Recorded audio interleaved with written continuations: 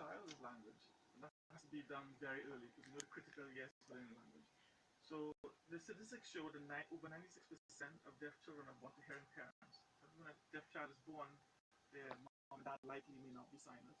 So that means that gift of language is the child is providing it for the child.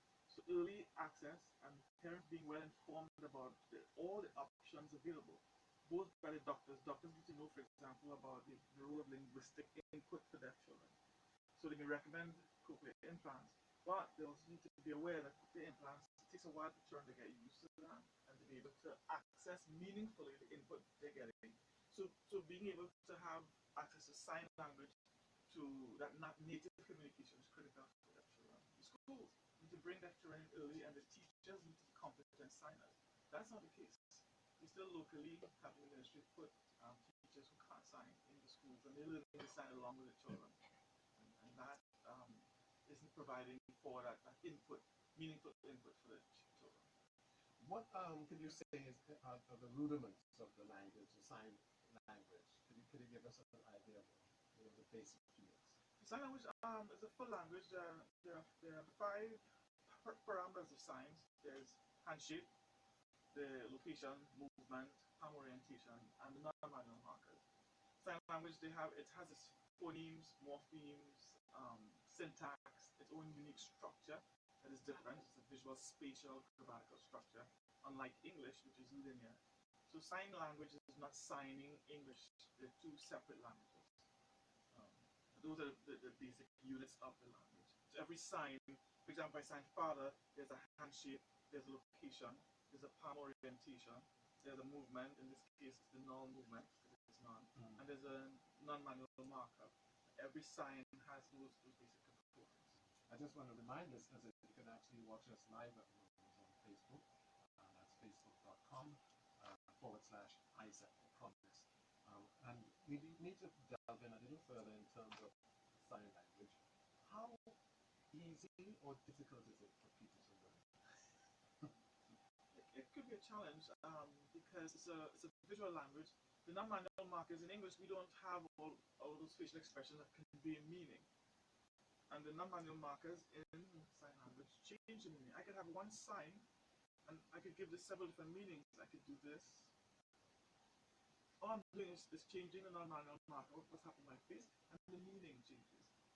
So, but with persistence, there's a famous author, I forget his name now, but he says if you want to do anything well, you need 10,000 hours of practice. So the same thing applies to learning language. You need a lot of practice.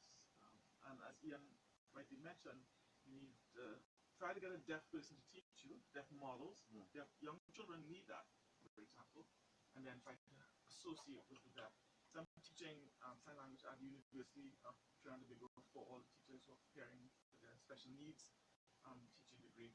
And I'm requiring them to spend time each week to find a deaf person to spend 1 hour communicating with. Then we have a lab where they will come and communicate with a deaf person. That association, that interaction helps you develop the language naturally. Is there an idea of how many weeks it would take a person to be able to master or at least converse?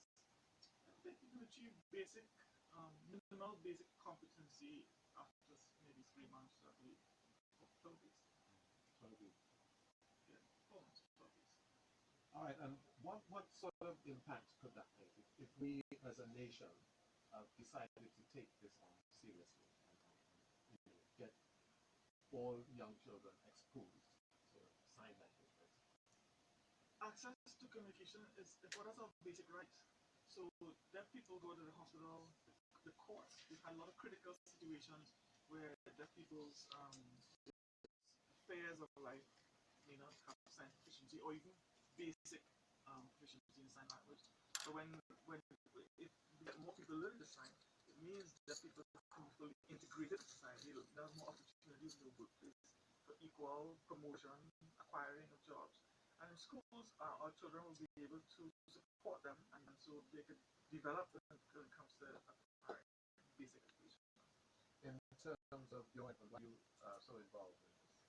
Well, I years ago lost my voice for 6 months, so it became necessary to. I felt the prejudices that deaf people face.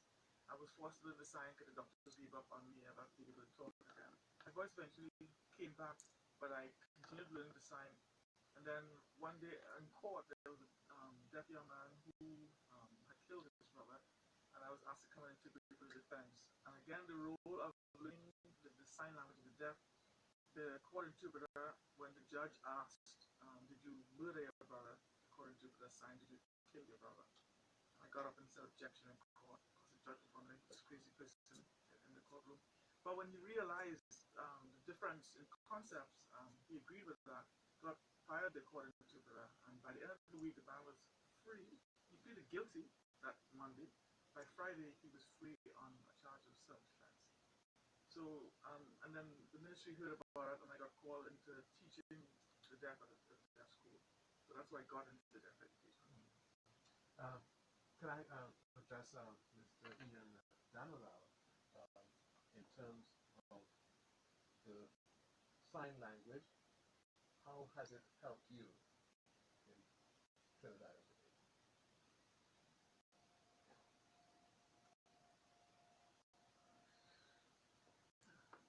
Well, really, I learned the sign from the deaf community. So many people were interested in learning the sign, and we've had lots of classes. For example, the Caribbean Sign Language Center is now and UWI, they're both exposing people to sign language classes. There's professional development of interpreters at the University of the West Indies. And how long have you been using sign language, Mr. Dhanoolal? Oh, I started to sign when I went to school for the deaf. I met a lot of other deaf children there, and I picked up sign language. And in terms of Trinidad and Tobago, what were the challenges that you faced as a child?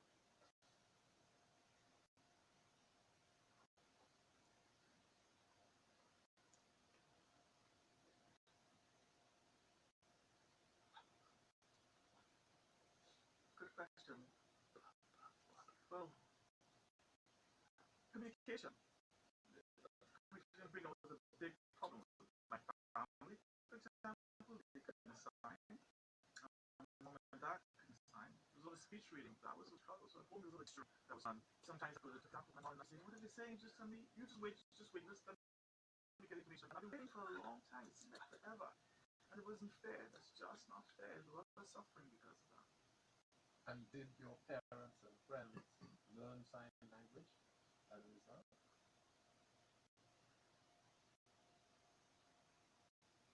No.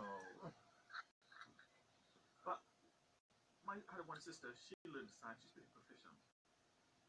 So, in terms of Trinidad and Tobago, how can we spread the word that we could, all make more of an effort to use sign language to be more inclusive?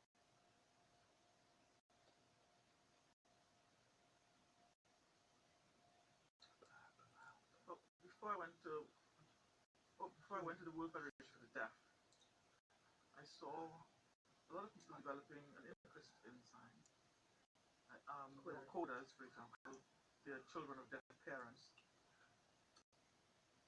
And then we developed a deaf organization, and that has had a tremendous role. We're also setting up different programs with the coders because they can make a big contribution. Their parents are deaf, they're hearing, but they can sign. And they can learn to sign proficiently.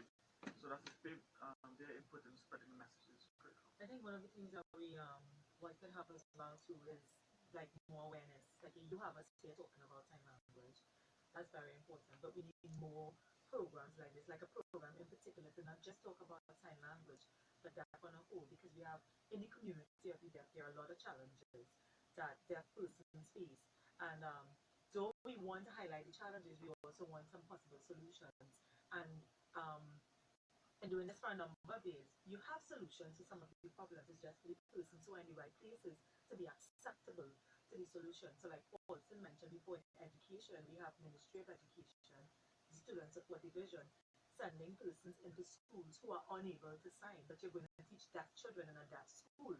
So you should be proficient and not just doing a sign language course and thinking after I do a level 1 program, I could go and teach children. No, you have to be proficient. And interpreting and signing are two different things.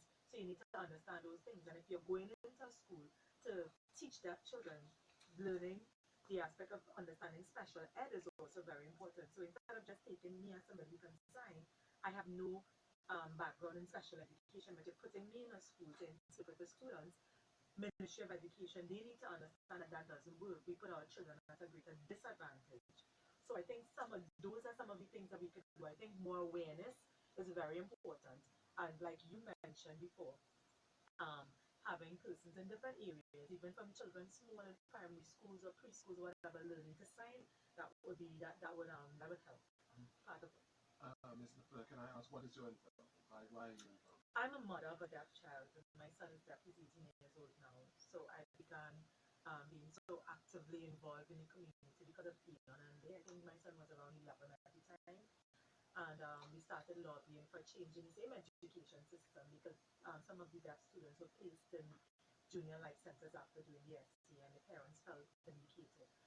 We started lobbying for that change, and they eventually had to transfer to the secondary schools that um, well, the selected secondary schools we have available.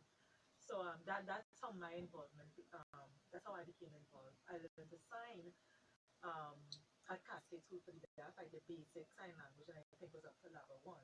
But through communicating with the deaf community, like Elon says, it's much easier when you socialize more with deaf people. So from communicating with Elon and their group, and then we have our own parent support network, which is Weekend Deaf Support Network. They work along with me in the network as well to support and to help push things forward. I learned to sign from them. So it has some things that's why I'm not an interpreter. I Okay. didn't sign. Okay. I've signed. Your profession did it, but yeah, okay. I wouldn't say very professional, but I can sign for communication, so I understand clearly what Ian is saying, and a couple of others I would understand them clearly. But another deaf person might be signing, and he would have to interpret for what the deaf person is saying to me, because that person I'm not accustomed to their style of signing and all that. So there are different styles in signing, just like how we speak differently. Signing is the same thing. Did other members of the family take up the challenge and learn sign language In my your family, my sister did, and my niece, because our family is kind of close knit.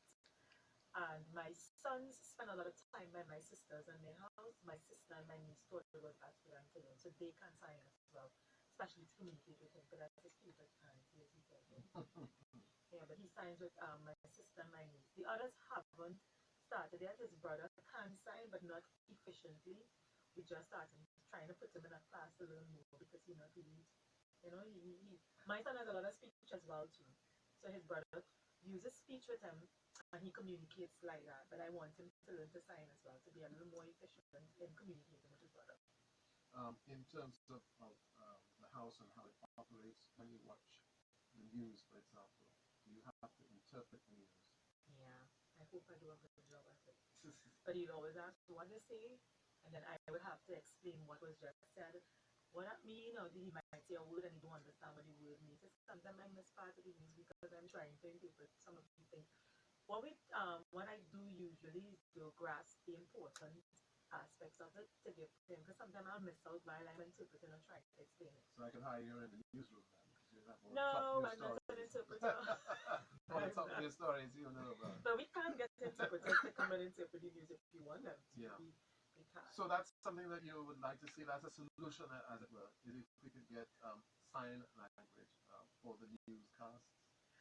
Yeah, I think like Ian mentioned, because if you think about it yourself, we have newscasts on 3 or 4 different stations, and deaf persons look at television as well, and they look at the news, and they want to know what is happening, and they want to keep abreast with everything that's going on around us. But they don't have the opportunity to understand what is happening on the news because there are no interpreters there. So they depend on family members who may not even interpret to them, or may tell them, like Ian was saying, wait, and after they try to explain, they want to get it real time, just like we would. So I think that's one of the good, that's having interpreters interpret the news. And if you get one station doing it, they'll all tune into that station. So I'm more viewers there. More viewers, yeah. Ian said he wanted to add something. Before, there was one time we had interpreters for the news, but then they stopped it. And the reason for that was because of finance, the funding. So definitely disappointed by the fact that news was no longer being interpreted. So So there's a challenge for the corporate Trinidad and Tobago to, put some money where the mouth is, and let's get this thing on the road, so that many members of the community can actually be absorbed into national growth and development. The program is looking for solutions. We'll be right back in just a moment.